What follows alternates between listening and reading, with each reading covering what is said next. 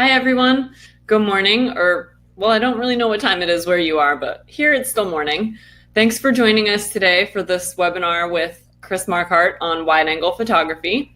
He's just released his book, Wide Angle Photography, which you can see, it's right here behind me. We have it available on our website in ebook and print format. Also, for all webinar attendees, we're offering 40% off your purchase of the book. You'll have more information on that. I'll put some up in the chat in a minute, and then you'll also get an email tomorrow with the replay that will have the coupon code as well and the link for you to buy the book. So thanks for joining us today. We're really excited to have Chris with us. Chris is a photographic myth buster and the host of Tips from the Top Floor. We're the world's longest running photography show. His photography podcasts have won multiple international awards. He has taught photography all over the planet, including Europe, Africa, North America, and Asia. And in Asia, he has often accompanied photographers to the world's highest photography workshop on Mount Everest. So, without further ado, because I know you guys are here to hear Chris talk and not me, I will turn it over to him, and he will share with you some tips on wide-angle photography. Good morning, Chris. Good morning. How's everyone doing? Thanks for the introduction. No problem. Thanks for being here. All right. This is great. This is awesome. Thanks so much to Rocky Nook for making this possible. I was watching the introductions while you guys came in. So we have the United States, we have Scotland, we have the UK, we have Canada, France, Germany. I think I saw someone from Brazil, and I hope I didn't forget anyone. So thanks, guys, for being here. And yeah, let's get this started. So Mercedes did a great introduction here. The highest photo workshop is not on Mount Everest. I'm not that much of a sports guy, but at the base camp, of the first base camp of Mount Everest, and we've actually taken photographers to all the 3 different Mount Everest base camps. Just a couple of more words about me before we go into the wide angle thing. I'm German. I'm in Germany right now, so it's 8 p.m. for me right now. I began the whole podcasting thing, which is kind of where it all revolves around, in 2005. So I'm one of the first waves of podcasters. The first podcast developed into several podcasts. I do like a whole bunch of them now. That led to the photo tours to different places around the world. That led to local photo workshops, including a film photography workshop that I held here, which again led to writing the Film Photography Handbook, which is another book that is also out at Rocky Nook. And, well, together with my partner Monica, by the way, she wrote the better half of the book, of course. And then the film photography got me into understanding wide angle much better, and especially a very specialized slice of wide-angle photography, which is tilt-shift photography. And that, again, led to the wide-angle photography book that this here is based on. And it was a really interesting process for me because I do have a lot of implicit knowledge, knowledge that I don't really put into words when I do photography. And writing a book is a wonderful process because it forces me to really think about these things, to really bring those onto paper and write them down. And that's pretty much why I'm here, because yeah, the book is out, and I'm very happy that everyone has the chance to get it now. So let me see. We're going to do this the following way. I will just tell you things about wide angle photography, the challenges of wide angle photography and what to do about them. And I don't know, probably half an hour, 35, 40 minutes, and then we'll add a Q&A at the end. So while you answer, while you're on the chat and write your questions, Mercedes is going to take a note of several of them, and then we'll dive into those after I finish talking here. So the topic: what is wide angle? It's not as simple a question as I always thought it was, because I came from 35 millimeters. I came from SLRs, from what's now in the digital world called full frame. And there it was pretty much about the number of millimeters, right? What's on the lens, the focal length. And that's not wrong, right? The 20 millimeter is wider than a 200 millimeter, and that will always be the case. But one thing I learned when going into film photography was that a 90 millimeter lens is not necessarily a telephoto lens. If we look at, here is a large format 90 millimeter lens, that is a pretty comfortable, decent wide angle lens on a 4x5 large format camera. And that has to do with the size of what the lens throws its image on. So if you think of a 35 millimeter picture, well, that's about the size of it. This is a 4x5 negative. So the size of the sensor or the size of the medium pretty much determines the angle of view. And if we take this 90 millimeter lens and we do what you'll always see this when you buy a lens, it says a 35 millimeter equivalent focal length. So this would be about a 30 millimeter lens. The 90 that I have in my hand is about a 30 millimeter lens. Now, if I pick up this camera here, well, that's an iPhone 8. And again, this is about a 28 millimeter equivalent lens. This is around the same focal length, or no, not the same focal length, the same angle of view as this lens on a large format camera. So it all has to do, because the real focal length of this iPhone 8 is 3.99 millimeters. It's a very short focal length, but those two different lenses give you the same picture. They give you the same angle of view. So if you place them, the large format camera with a 90 millimeter at the same distance from your subject as the iPhone, they will give you the same coverage. So it's not about the millimeters, it's about the angle of view. That's why it's called wide angle. Question is, why do we use wide angle? And I see two main reasons. First, for its utility, right? Let me share my pictures here so you can actually see what I'm talking about. For its utility, right? A wide angle lens just gives you more space. It shows more. Real estate photographers do that if you shoot interiors. That is definitely a way to make rooms look bigger.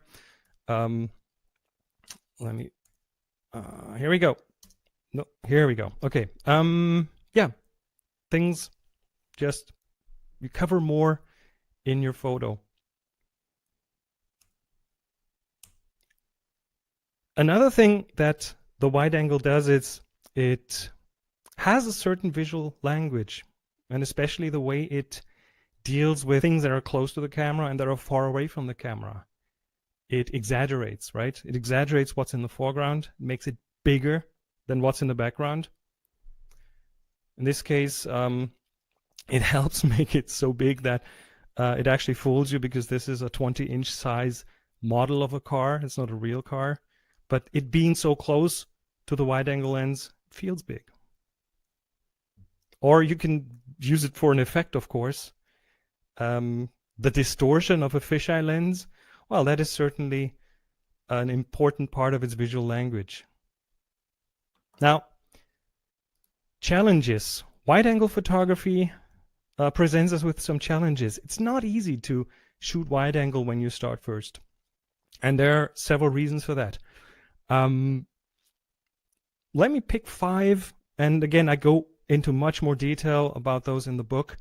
But 5, I think it's enough time to cover 5. The first is very simple.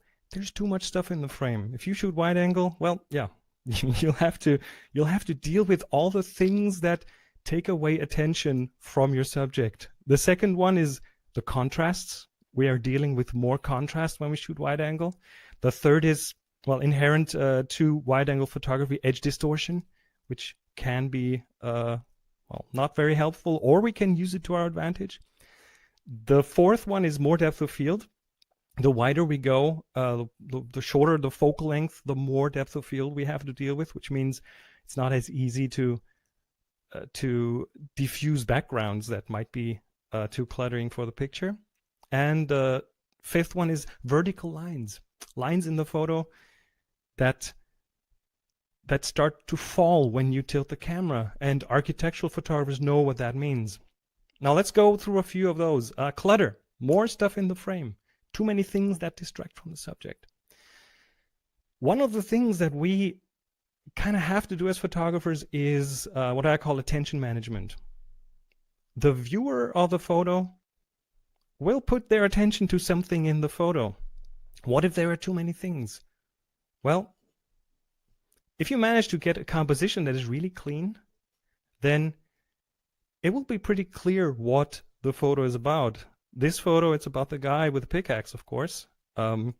This photo, it's of course the guy on the ice, the couple walking down the stairs, even in a photo that has a lot of things in it. In this case, the human form is going to take all the attention because the rest is just a frame pretty much. This one gets a bit more complicated, but again, humans are just stronger than the rest. And having 3 humans here, well, at least we have 2 that frame that one lady in the middle. Not as clear a subject here, but we'll go into why this is a relatively clean composition, and so on and so on. Here's an example that I think is a good thing, a good way to illustrate something. This is in Norway, just a couple of weeks ago, up in Norway, Lofoten archipelago, and you see those red houses, and those are kind of the focal point of the photo. I mean, there's the mountain, there's the sea, there's the sky and everything, but those red huts there clearly become the focus because they're red. Red is a very, attention-seeking color, but there's a lot of clutter going on there. There are white houses, and there's greenhouse, and there's all these racks back there. So the question is, how can we make this an even better photo? And one good way to get to a cleaner composition is by changing your perspective. So changing your perspective in this case, this was taken from a bridge, and I just went under the bridge and came up with this photo from the exact same place. Slightly different light because it wasn't the same day, but by moving down, I'm pretty much hide all the clutter behind those houses, and now they get much stronger. They get a lot more attention and not that much distraction. So changing your perspective is a very simple way to clean up compositions. If you look around the background of something, I bring this one up again. I always do 2 things before I press the shutter button. One I call background check, which means, yes, look what's going on in the background. The second I call border patrol, which is look around the border of your picture and try to see if something weird sticks into the photo. Now, here's a little secret. This photo, I didn't take this as clean as it was. I did a bit of cleanup. Let me share with you what the photo actually looks like. So you can see that there's stuff in the background. So when I took the photo, I kind of knew I'd have to do some cleanup, especially the person sticking in from the right. But yeah, we're not doing journalism here, we're doing art. So I'm okay with doing these kind of things, and it makes a much stronger composition if I clean this up. Same with this one, which is, by the way, it made it to the cover of the German version of the wide-angle photography book. So one of my favorite photos. And the original, again, let me show you the original. Can you see that in the right back of that person, there are a lot more people all of a sudden, and another car. So the group was bigger, but I cleaned that up a bit to make that person a bit more lonely and to take some of the distractions out of the background. This one is another example, and I usually don't show these kind of things, but there was distraction in this photo, way more than I was happy with, but I still took it because I knew that I might be able to clean it up. If I show you the original, it's almost scary how much stuff is going on there. There's a garbage bag on the ground. There's a brick structure to the right of the photo. So this is sticking in from the side. And yeah, I did a bit of cleanup, and that's how this came along. And yeah, I'm very happy with the result. Another thing that decluttering photos and making them simpler, making them giving them a bit more negative space. This is a good example here. There's a lot of what we call negative space, the space that is not the subject. And that also helps to make photos useful for other things than just photos. In this case, again, the cover of the German version of the book is this photo, and the negative space is perfect to put other things in there. Text, for example, the copy here. By the way, Weitwinkel Fotografie is the German title. Wide-angle photography is the English title. I think this is one of the few instances where the German translation doesn't have more syllables than the English one. All right, the clutter. Let's move on to the second one, contrast. Contrast, yeah, this is one that most people don't really think about, but when you shoot wide angle, yes, you have more things in the photo, which also increases the chances of having different things of different brightness in the photo. In this case, the people and the window. And real estate photographers know that. And there are, there are many different ways to deal with that. I'll just show you two. Again, this one, of course, was deliberately placed in front of the window. I wanted that overexposure in this group shot. But with a telephoto lens, that is so much easier to avoid. With a wide-angle lens, it's so easy to get very bright and very dark things into one photo. Of course, what photographers will go for is HDR, right? Take several exposures of the same scene and then use software to blend them together. In this case, Lightroom. The original one, let me just bring this one up so I can show you the original one. Yeah, quite a different photo. I kind of like it, but then I wanted to see more of the foreground, more of the path leading into the photo. Pretty extreme for my type of photography. I usually don't go for that, but in this case, it worked really well. Same thing here. This is an HDR shot, which brings out a lot of the contrast in the foreground, a lot of the contrast in the sky, in the reflection, which wasn't really there in the original. Well, it was there, but it needed some massaging to get out. Here's another one where the original and the final version are almost the same. This is a color photo. I just made it black and white, and I did not do HDR in this one. This is one of the typical areas where photographers, to reduce the contrast, use a graduated ND filter, or an ND grad, which brings down the bright sky so it falls within what the sensor of your camera can handle.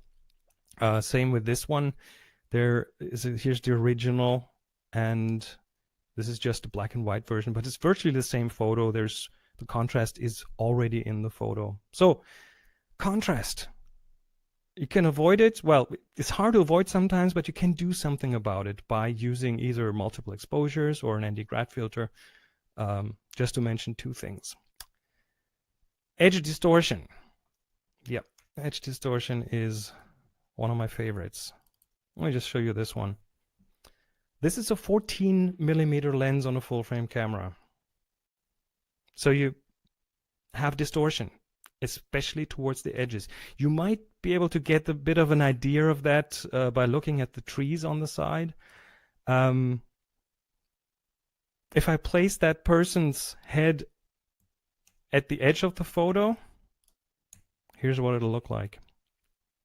So a lot of distortion there, and that is a potential problem. You get eggheads, and you can of course use that for effect, but again, by placing that person towards the middle of the frame, you can very effectively avoid that. Same, by the way, with bent horizons. If you shoot with a fisheye lens, with a GoPro or something, then the lines that shouldn't be bent, if they will not be bent as long as they go through the center of the lens. Here's an example where you can use that edge distortion for a good effect, because it will help you make stronger leading lines.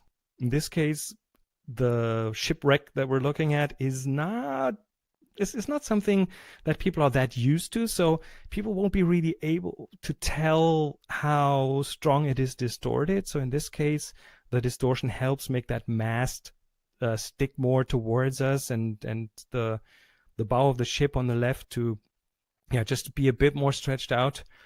You can also use wide angle and the edge distortion for foreground just by getting lower. In this case, the camera is relatively close to those rocks in the foreground, and that makes them bigger.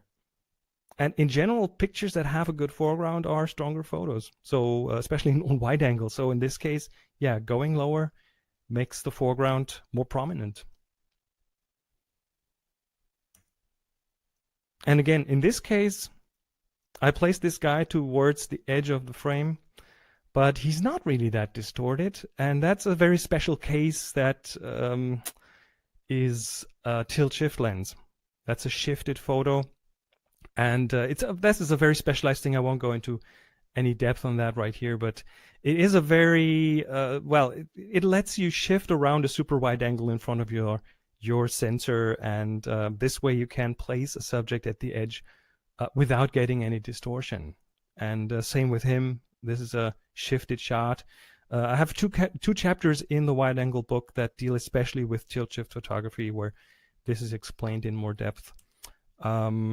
Again here, 24 millimeter wide angle, person in the middle, and that helps to avoid distortion. Same with this one, person in the middle, and the distortion isn't as bad. And I couldn't help but add a cat photo, of course. Next item in the list, number 4, is depth of field. Wide angle has more depth of field, and that pretty much links in with the first item, the too much clutter. Depth of field means more of the photo will be in focus, from very close to very far, and the smaller your focal length, the wider your lens, the more depth of field you have, and that doesn't help when you want to declutter a photo. You know, from portrait photography, you might use an 80 millimeter lens or a 90 millimeter lens, and that is just perfect to throw a background out of focus. In this case, well, you have to take everything into account.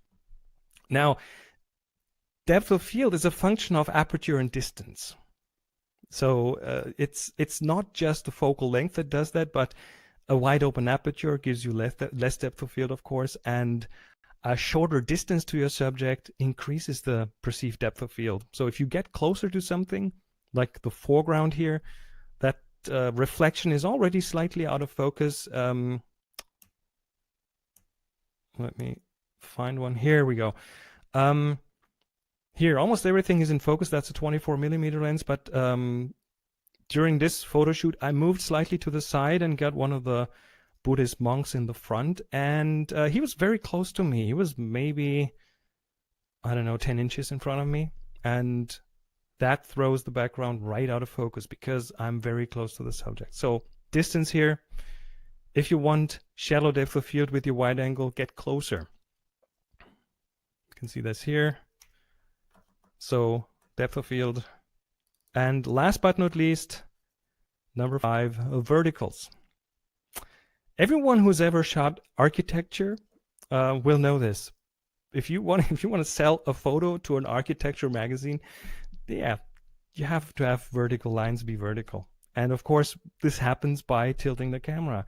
Typically, you stand in front of a building and you have a wide angle, and the only way to get the whole building into the shot is tilting the camera backwards and or upwards, and that will give you falling lines, converging lines. Now, there are several ways to deal with that. Of course, sometimes you don't have a choice. You have to tilt the camera, and then you can fix it in post. Lightroom and other software will allow you to just straighten lines, and that ends up being just a much more tidy composition, right? This is one of those cases. This is a shot that I had to tilt the camera for, and let me show you the unedited version. Here we go. You can see this at the pillar to the right.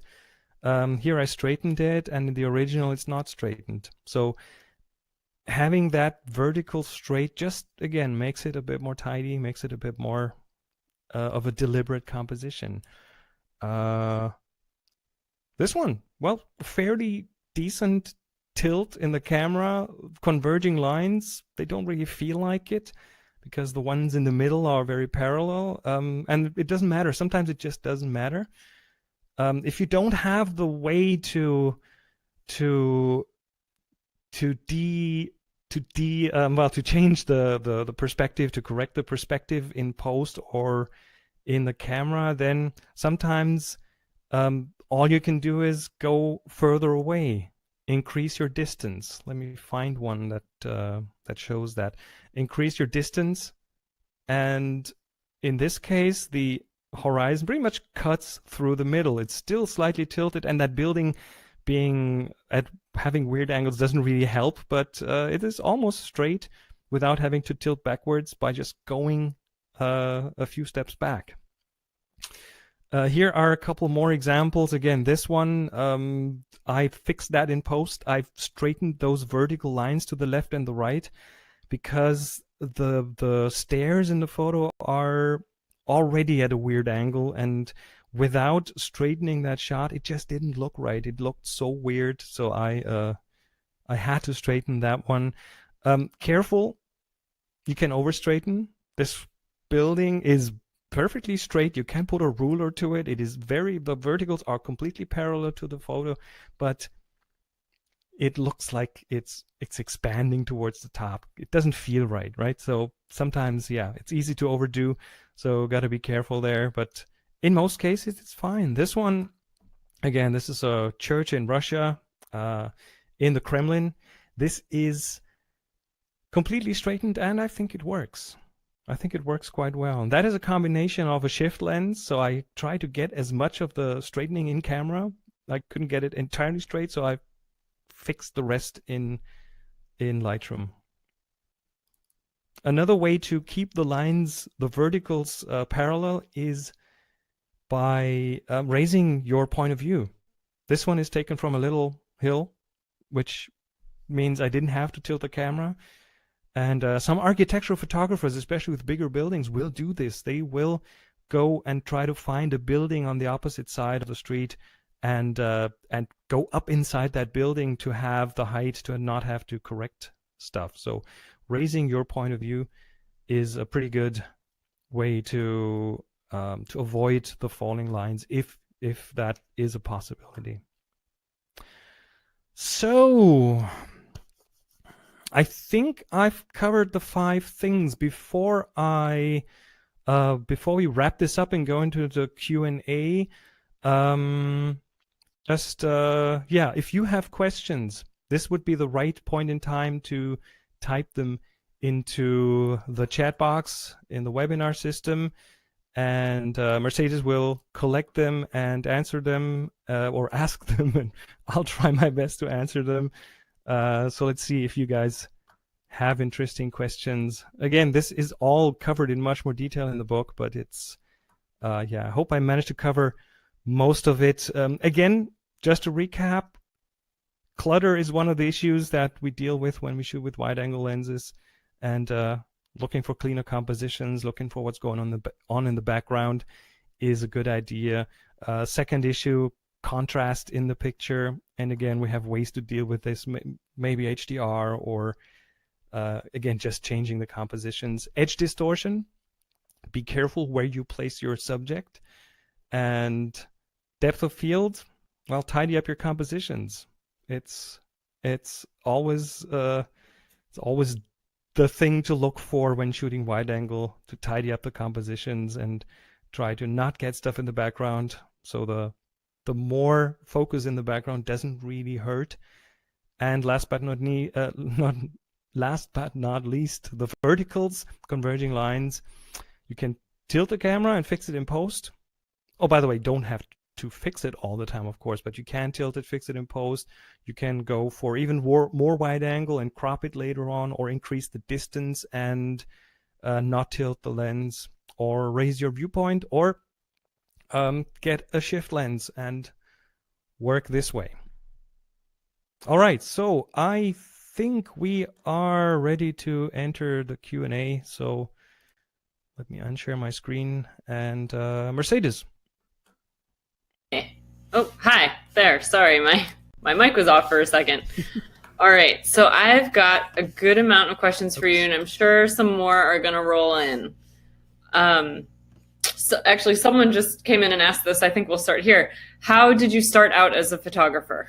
Oh, I'm completely self-taught. I started with, I think, my first SLR I had when I was 14, and I've always been devouring photo magazines and trying out things. And I have a bit of a film photography background from that, including some enlargements and a lot of development. And when digital SLRs came along, I was always kind of a fan of the 35 millimeter format because that's what I grew up with. So when I had my first chance to get a full frame DSLR, that's when I went for it. And then for about 10 years, I haven't looked back. And then I rediscovered film photography and kind of noticed that there was still a lot to it. And that's how the film photography handbook came along. And yeah, but the one thing that has really boosted my level of expertise in photography was to do a podcast about it. The moment you try to teach something to other people, you learn most. And at this point, having 2 books under my belt, the writing a book is another way to really go in depth on something. And that's how I got into photography. Um, and I guess this isn't particularly a question, but I just want to give you a chance again to mention it. We took a little poll and I asked, about if people are listening to your podcast or not. And a lot of people said they didn't know you had one. So do you want to talk for a second about where they can find your podcast and what kind of stuff you cover in that? Of course. I do, my podcast name, the main podcast, I'm stumbling because there are like 7 that I do right now. Um, the biggest one, the probably best known one, is called Photography Tips from the Top Floor. If you search for TFTTF, which is a shortcut for it, you'll find it. And it's not a very gear-heavy podcast. I try to go deep on different topics of photography, questions from listeners, and most of the time, buying a new camera, a new lens, or a new piece of equipment is not the answer.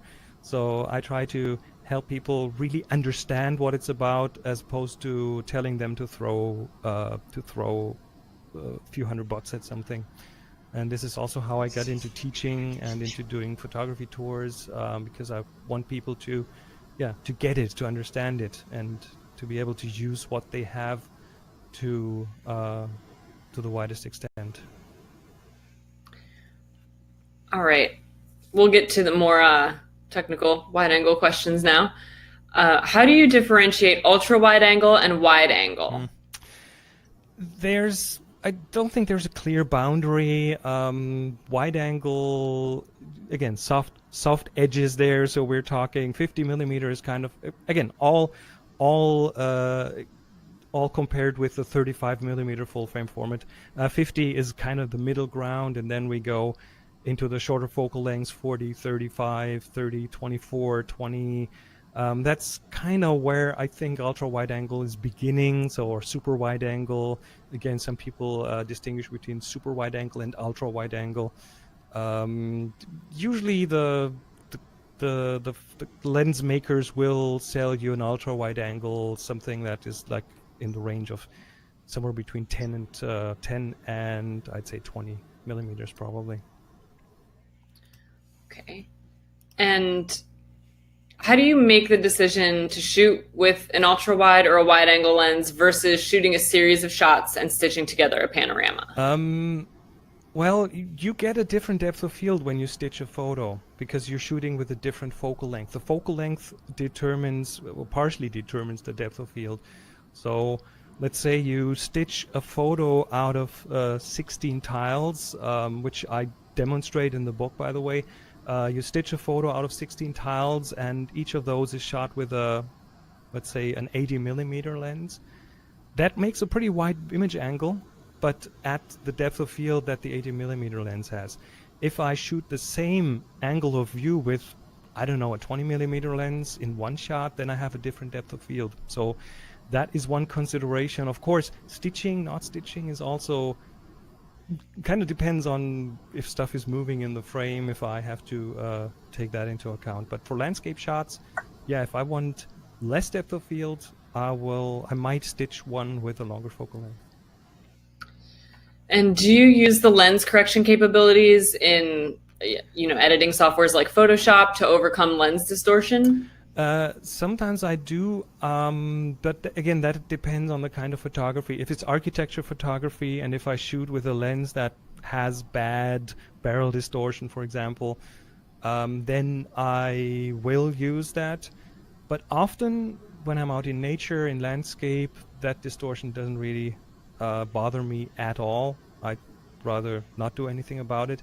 The one correction that I often do, especially with a tilt shift lens, is if I go into the extremes there, if I shift very far, those lenses tend to increase the chromatic aberrations in the photo, and the chromatic aberration correction in Lightroom, yeah, that's a pretty simple click, and it's quite effective to take care of that. And what is your most used tilt lens? This one.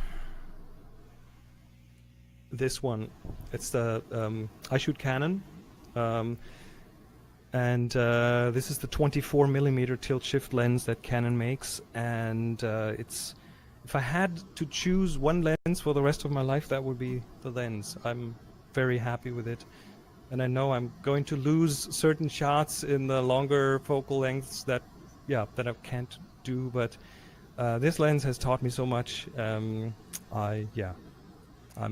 a great fan. And what wide angle tilt shift lens or lenses would you recommend for someone who's just getting started with tilt shift?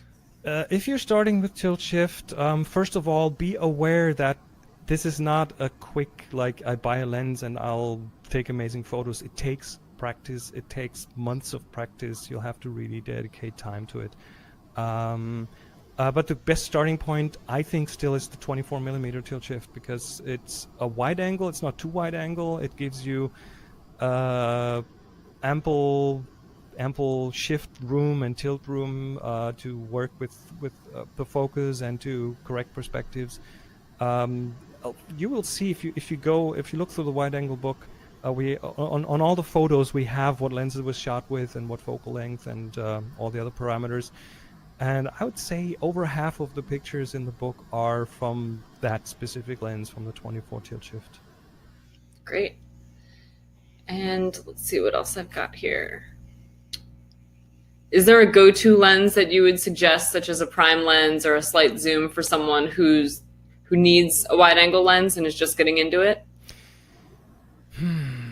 The gear questions are always a bit of a problem for me because I don't know all the gear. So I can only give you the reference to focal lengths, and if you have a full frame equivalent of, let's say, 35 millimeters, which is a very popular street photography focal length, it's a slight wide angle, but it will give you a lot of versatility, which is pretty much close to what your smartphone has on the back-facing lens. So those are typically, at least the newer ones, are typically around or slightly under 30 millimeters. So that might be a good way for you to gauge the angle of view that you get, and the according lenses then you'll have to find for your specific camera brand. I'm just seeing in the chat, user R writes tilt shift lenses are very expensive. Yes, they are. They're not cheap. They're also very learning intensive because you have to focus manually, you have to expose manually, so they're kind of a bit of an advanced thing. But a little secret, all my tilt shift lenses I bought used. I didn't buy a single one new, and I know why, because they are expensive, yes. So I actually just saw a question in the chat that I can answer. So I'll pop in an answer, and then we'll wrap up because we're getting close to the hour mark here. So someone asked what format the ebook comes in if you buy it on the Rocky Nook website. And I just want to let you know it comes in 3 different formats. So you buy the ebook once, you pay one price, you get 3 different formats. You get the PDF format, the EPUB format, which is for iBooks and iPads, iPhones, Apple products. And then you get the Mobi format, which is for Kindle products. So all three. If you have, three different devices that use different formats on each, you can use it on each one. So just so you guys know that, that's how we do ebooks. I know other places do it differently, so that was a good question. And I also want to mention, if you buy Chris's book from our website, because you were at this webinar, you can use the code WIDEWEBINAR40, and it's all just one word, no spaces, and you'll save 40% on your purchase of any version of Chris's book. So it's a really great deal. Thank you so much for joining us today, Chris. I think a lot of people found this really helpful. Oh, thanks everyone for coming. I enjoyed this. Great. Thanks, everyone. We'll see you soon. Bye.